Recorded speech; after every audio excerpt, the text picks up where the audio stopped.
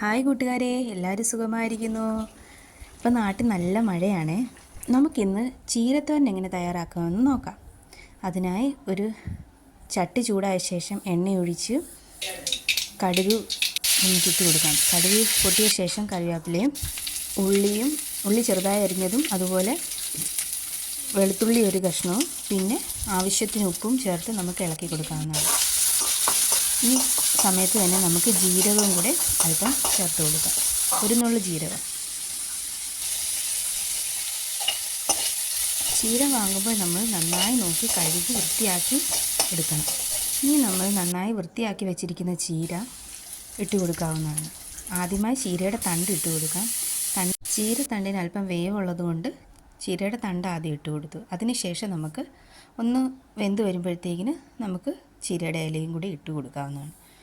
എന്നിട്ട് നന്നായി ചേർത്ത് യോജിപ്പിച്ച് ഇളക്കുക.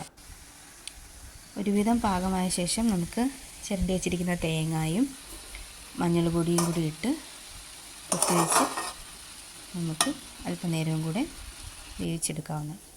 അങ്ങനെ ചീരത്തോരൻ റെഡിയായി. വാങ്ങാൻ നേരത്ത് അല്പം എണ്ണയും കൂടെ ചേർത്ത് ഇളക്കാവുന്നതാണ്. അങ്ങനെ ഒരു സ്പൂൺ എണ്ണ ഒഴിച്ച് നമുക്ക് വാങ്ങി വെക്കാവുന്നതാണ്.